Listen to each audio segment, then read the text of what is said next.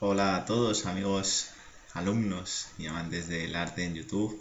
Bueno, pues volvemos con estos vídeos que pretende ser una continuación a las clases y una preparación también para ese examen de selectividad, la EBAU, y lo hacemos hablando del Renacimiento y en concreto del Renacimiento en España. El Renacimiento es un periodo maravilloso, pero vamos a centrarnos en concreto en lo que está ocurriendo en la península ibérica y vamos a hacerlo desde el ámbito de la pintura. El tema del Renacimiento en Italia, que es donde surge ese 400 que ya hablamos, pues nos va a dar las bases para entender esto muy fácilmente, ¿no? Las características las conocéis, cómo se va a empezar a aplicar pues, algunos de los principios matemáticos, la perspectiva, cómo hacer una evolución hacia construir a través del color, crear volúmenes, aquello que partía de Giotto, y todo eso se va a llegar a España, también, a la península, pues a través de ese foco de Valencia, desde el que aparecen artistas provenientes de Italia, como Pablo de San Leocadio, o donde podemos encontrar a otros nacidos en La Mancha, en Ciudad Real, como puede ser Yáñez de la Almedina, ese es el pueblo concretamente, u otro Hernando de los Llanos. Ya hablaremos de estos porque a veces han sido confundidos. Lo importante es que van a traernos el lenguaje que han conocido directamente de los más grandes de Italia, y eso va a hacer que en la península ibérica pues, se implanten esos conceptos renacentistas que acabamos de hablar, ¿no? La perspectiva, el volumen, etc. Bueno, también veremos cómo se desarrolla el retrato gracias a artistas como Antonio Moro, Sánchez Coello, y hablaremos al final de un personaje clave en la historia del arte que es el Greco. Bien, pues para irnos acercando a esa última figura, vamos a empezar hablando de un señor, Yáñez de la Almedina, que es considerado quizá uno de los mejores pintores nacidos en España del Renacimiento, y la obra que tenéis aquí, Santa Catalina de Alejandría, lo demuestra. Yáñez de la Almedina ha sido puesto en contexto con Leonardo da Vinci, ni más ni menos. Hablan de un Ferrando español que trabaja en la batalla de Anghiari con Leonardo da Vinci, y hay quien considera que tiene que ser este Yáñez, ¿no? Bueno, Santa Catalina de Alejandría es una de las figuras más poderosas, femeninas, que tenemos en el arte del Renacimiento español. Es una obra, bueno, pues como podéis ver, construida con esos colores ya típicamente renacentistas, con un volumen y un asiento sobre el terreno fantástico. Esos tejidos donde aparecen esas caligrafías cúficas y nesjíes propias del mundo árabe, y luego sobre todo cómo introduce la profundidad, la perspectiva en esta parte trasera. Bueno, ha sido relacionada también con Leonardo da Vinci por lo que veis, y os he puesto estas imágenes en las que vemos el rostro de la Gioconda, la Mona Lisa que tenemos en el Louvre. Esa versión que encontramos también en el Museo Nacional del Prado, ¿no? Esa copia de taller, y esta es la imagen que tenéis de Santa Catalina de Alejandría de Yáñez. Bueno, pues en él se observan estos rasgos tan característicos del mundo italiano. Por cierto, no lo he dicho, no vamos a entrar en mucha profundidad con cada una de las obras porque pretende ser más bien esta introducción, y como os digo siempre, todos los análisis los tenéis pues, en las páginas de los museos, hay grandísimas páginas de arte, y lo que pretendemos es hacer ese acercamiento a, en este caso, la pintura del Renacimiento. Bueno, de Yáñez de la Almedina se sabe también que va a participar en la realización del retablo de la Catedral de Valencia, del retablo mayor de la Catedral de Valencia. Y ahí aparece la otra figura, que es ese Hernando de los Llanos. Bueno, es un retablo donde podemos observar escenas en las que nuevamente los rasgos leonardescos se perciben claramente, en este Pentecostés, donde vemos esa apertura a un espacio pues, con su perspectiva, con sus puntos de fuga, las figuras situadas en distintos planos, los colores, y aunque no haya, bueno, pues quizá ese tratamiento anatómico que veremos a posteriori, que se puede observar en artistas italianos, se observan rasgos similares, ¿no? La presencia de estos roquedos, una perspectiva ligeramente aérea, ese tratamiento del difuminado, de ese esfumato para trabajar los fondos, incluso la presencia de este sepulcro en diagonal para marcar claramente la perspectiva. Bueno, todo esto nos habla de que el lenguaje renacentista se va a ir acercando y se va a ir instalando poco a poco en la península. Y a esto también ayuda figuras como Paolo de San Leocadio, que vendrá y de quien encontramos, pues por ejemplo, esta Virgen con niño y San Juan, ahí los tenéis, en un paisaje, pues como os digo, típicamente renacentista italiano, incluso con una representación de una estatua clásica a fondo, en esta especie de exedra que encontramos en la Real Academia de Bellas Artes de San Carlos, en Valencia. Gran museo, por cierto. La fecha, bueno, pues está mal, pero no le hagáis caso. Avanzando también en este recorrido, nos vamos a encontrar un artista que es fantástico, y es Luis de Morales. Luis de Morales es el conocido como el Divino, y su obra está caracterizada por, bueno, pues por mezclar muchos elementos. Entre ellos vamos a ver un acercamiento a la pintura flamenca, tiene algo del gusto flamenco, y anuncia también en cierta medida el tenebrismo, ¿no? Tiene esa herencia manierista, unos colores muy intensos, unas sombras también mucho más dramáticas, y en las obras que veis aquí, La Piedad o el Ecceomo, pues quizás son representativas de ese carácter, ¿vale? Tampoco están los Uffizi, están en el Prado, pero perdonadme, lo corregiré después. Bien, continuando con estos pintores que son de los grandes pintores que tenemos en el Renacimiento español, pues tenemos a un Juan de Juanes que va a realizar una fantástica Última Cena, con mucho detalle, muy ligada también a esa tradición que va a iniciar Leonardo da Vinci, y en la que, más allá de la disposición de los discípulos, pues observamos detalles curiosos, ¿no? La presencia de un Judas que aparece sin ese aura, sin esa corona de santidad, esa aureola, pelirrojo, ¿vale? Sabéis que los pelirrojos han sido tratados como que dan mala suerte. Bueno, son todas cosas de esas de antaño.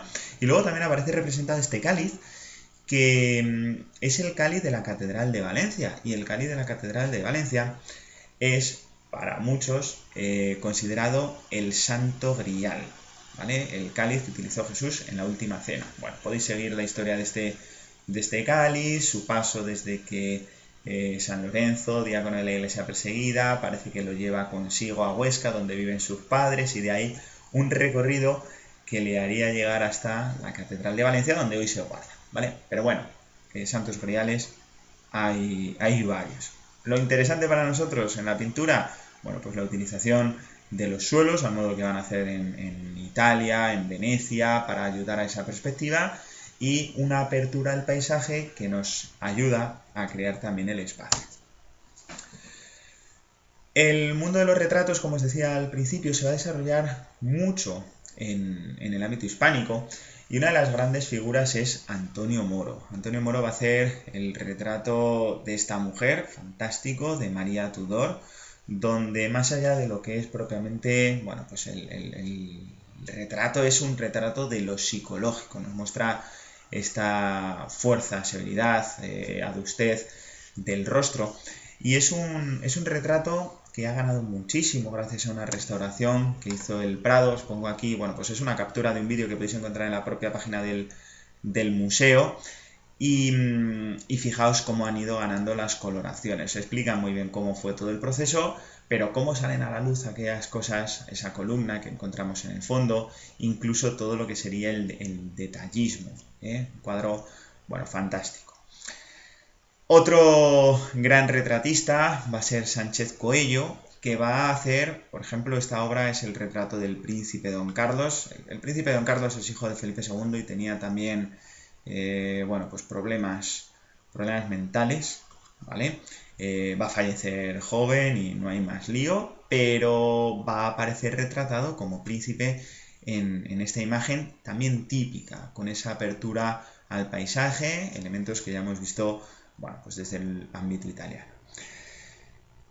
Otro de esos artistas interesantes en el ámbito del retrato es Pantoja de la Cruz, que va a retratar a la que fue gobernadora de los Países Bajos, Isabel Clara Eugenia. Nuevamente, este telón a modo de separación entre el paisaje para crearnos el espacio con la figura que tenemos, y ese detallismo que podéis observar en la imagen de la izquierda, donde, bueno, pues además aparece con la figura de su marido retratado en esa pequeña imagen, ¿vale? Muchísimo detalle, una gran captación de todo lo que es ese detallismo en las perlas, en los brocados. Bien, pues llegamos a la figura del Greco, y el Greco es un personaje pues, muy singular. El Greco recibe ese nombre, se llama, bueno, Doménicos Theotokopoulos, ¿vale? Ya lo sabéis, nace en la isla de Creta, concretamente en Candía, ¿vale? Nada que ver con Gandía y esos sitios donde se hace balconing y demás. Y por aquel entonces Creta formaba parte de Venecia. Y él lo que va a hacer es, bueno, pues trasladarse a la capital de la República de Venecia, donde, bueno, pues va a coincidir con los más grandes. Coincide con Tiziano, del que parece va a aprender, aunque no se sabe seguramente o con total seguridad si forma parte de su taller, pero es la época de Tiziano, de Tintoretto, de Veronés, de los más grandes. Él, allí en Creta, ha conocido y se ha formado en una tradición tardo-bizantina, incluso se habla de una formación como pintor de iconos. Lo que va a ir haciendo es recorrer Italia, busca su sitio, se intenta empapar el máximo posible del arte de aquel momento y precisamente buscando el lugar en que destacar y encajar, se va a trasladar a Toledo. Lo hace quizá con la intención de entrar en el círculo de Felipe II, y ahora veréis que sus primeras obras las va a realizar para él, prácticamente las primeras, pero luego se va a dedicar sobre todo a trabajar para la Iglesia y esa nobleza castellana del siglo XVI.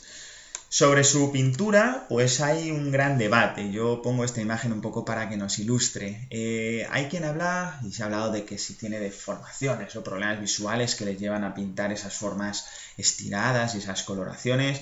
Hay quien habla de una gran espiritualidad y otros hablan de un carácter intelectual, que es lo que le lleva a pintar con un estilo tan propio. El debate sigue, porque además la figura del Greco no va a ser tan reconocida como ahora, sino que cae en desgracia y se recuperará a principios del siglo XX, ¿vale? Entonces todos los estudios pues, se van a empezar a hacer a continuación y es una obra, una figura que, como os digo, sigue en debate. Bueno, la obra que tenéis aquí es La expulsión de los mercaderes del templo, obra todavía de esa primera época en Venecia, y donde observamos además claramente las características que nos entroncan con obras de un Tiziano o de un Tintoretto. Pensad en el lavatorio de los pies que tenemos en el Prado, con este marco arquitectónico palaciego, casi la apertura al paisaje, y luego caóticamente representada la escena de la expulsión de los mercaderes. Digo caóticamente porque tiene que ser un caos, ¿no? Siempre ha sido representada en este estilo. De esta etapa tenemos también la Anunciación, que encontramos en el Thyssen, donde observamos ya cómo va a ser su gama cromática. El Greco es un pintor manierista en ese sentido, los colores son mucho más intensos, más contrastados, las formas van a ser más violentas, mucha utilización del escorzo, las posiciones, y eso es lo que vemos en una Anunciación, bueno, donde ese azul que encontraremos en un futuro o esos amarillos van a captar nuestra atención. Cuando llega a Toledo, como decía antes, va a trabajar para la iglesia y para la nobleza, y una de sus primeras obras es la que encontramos en Santo Domingo el Antiguo, donde va a realizar los retablos arquitectónicamente y las pinturas que él se encuentra. Bueno, una de las más destacadas es esta Trinidad que observáis en la parte superior, la que se conserva en el convento Scopia, y el original está trasladado al Museo del Prado, ¿vale? Aquí lo veis, una obra de esos primeros años en Toledo, donde se van a observar, más allá de los colores y esa gama cromática que os mencionaba antes, ciertas referencias a Miguel Ángel, tanto en la anatomía como si os fijáis en esta posición del Dios Padre e Hijo. Bueno, el Espíritu está ahí, pero centrémonos en Dios Padre e Hijo, Jesucristo, que recuerda a la Piedad Rondanini, por ejemplo, de Miguel Ángel, ¿vale? Una obra que le va a traer muchos problemas y de la que hay muchas copias es el expolio, ¿vale? Que encontramos en la Catedral de Toledo, pero os digo, hay una copia del propio autor en la Alte Pinakothek en Múnich, hay expolios, bueno, pues repartidos en el Museo de la Santa Cruz de Toledo, Y aparece Cristo en ese momento previo a la crucifixión, donde se están repartiendo sus ropas. Bueno, esto le llevó a un litigio con la Catedral de Toledo, porque no quisieron pagar el total de la obra, consideraban que había faltado un poco al decoro, la presencia de esta figura mirando directamente al espectador, haciendo que se pierda el foco del centro, que es Jesús, aunque fijaos este gran rojo tan intenso que es lo que nos capta la atención, o incluso se considera indecorosa la figura en primer plano, preparando los agujeros para clavar a Cristo, ¿vale? Bueno, cosas que le llevaron, ya os digo, a pleitear. El Greco, lo simpático de él es que va a ir a los tribunales cuando sea necesario. Y claro, eso hará que se genere también sus enemistades, ¿no? Bueno, una de las obras que le van a encargar para el monasterio del Escorial es la adoración del nombre de Jesús, conocida también como la Gloria de Felipe II, conocida como la Gloria a secas o conocida también como Alegoría de la Liga Santa. Aquí tenéis la figura de Felipe II, ¿vale? En oración, hay quien ve en el fondo una representación de la batalla de Lepanto, entonces, bueno, pues una especie de agradecimiento y sobre todo algo que es muy característico en las estructuras de la obra del Greco, que es esa división de los dos mundos, el terreno y el celestial, que lo veremos, por ejemplo, ahora enseguidita, en su entierro del conde de Orgaz, ¿vale? Fijaos próximamente. Para el Escorial va a hacer una obra que es la de San Mauricio y la Legión Tebana, es otro de los encargos que recibe, y con él termina de caer en desgracia para Felipe II. Le encargan que pinte pues, el martirio de San Mauricio, y el martirio lo tenemos, pero el martirio que está aquí casi no tiene protagonismo en la obra, donde todo se centra en Mauricio, que está convenciendo pues, a esos soldados para mantenerse firmes en la fe cristiana, que es lo que tenemos en primer plano. Veis ciertas desproporciones, algo característico también en esa época de la que hemos hablado, del manierismo, y sobre todo la gama cromática mencionada. Os decía, el cuadro no le apasiona a Felipe II, aunque valoran la calidad estética y se lo pagan bien, 800 ducados, que para el caso y para el momento están muy bien, pero el estilo es lo que no acaba de convencer, y es por eso que no recibirá más encargos reales el pobre Greco. Con esto, bueno, pues se centrará en la nobleza toledana y en algunos de los conventos del entorno, y va a pintar precisamente uno de sus cuadros, de sus obras más famosas, que es el entierro del conde Orgaz, que tenemos en la iglesia de Santo Tomé, ¿vale? En Toledo. Lo que tenemos es una representación de esa nobleza toledana en primer plano. El fallecido, aparecen las figuras de esos santos, que son San Agustín y San Esteban, y la división que os mencionaba antes de ese mundo celestial en el que vemos a Dios Padre y una Deesis, la Virgen, San Juan, y esa transición a través de estos ángeles y ese tejido amarillo que nos une todas las partes con el mundo terrenal. Bien. Dentro de su producción religiosa, y para que veáis esas obras en las que las figuras aparecen como lánguidas, más alargadas, con esas líneas serpentinatas típicas del manierismo, pues podríamos encontrar dos que tenemos en el Prado, la adoración de los pastores o esta crucifixión, pero también el Greco va a hacer grandes retratos, y quizá uno de los más conocidos dentro de la historia del arte, dentro del arte español, sea ese caballero de la mano en el pecho. Es un retrato en el que se quiere hacer la perfecta definición de lo que es el caballero cristiano. Y según se ha ido interpretando, parece ser representado en plenos votos, de ahí el llevarse la mano en el pecho. Todos los detalles son fantásticos. Y sobre todo, bueno, pues el tratamiento de los negros, que lo que hacen es oscurecer los blancos y los blancos que oscurecen el negro. Pues una cosa de gran calidad. Para terminar, pues el Greco va a hacer obras de este estilo, como puede ser el Laoconte, que es una excusa para hacer algo que también hará mucho, que es mostrarnos la ciudad de Toledo de fondo en esta vista pues tan fantástica, y que podemos relacionar con esta última que encontramos en el Met, en el que se pretende representar pues todo lo que será los efectos incluso atmosféricos y que nos sirven para pues conocer también el Toledo de la época. Es casi un archivo documental pues muy interesante. Pues con esta vista de Toledo y con este acercamiento muy rápido a la pintura española del Renacimiento, lo vamos a dejar. Como siempre, invitación a que consultéis las obras en sus páginas, que leáis sobre el Conde de Orgaz, ese entierro, sobre las obras que hace para el Escorial. Y bueno, es un periodo muy interesante, con gran producción, y es lo último que vemos antes de entroncar con el barroco. Pues espero que os haya servido de ayuda, que os haya gustado, y nada más, hasta el próximo vídeo.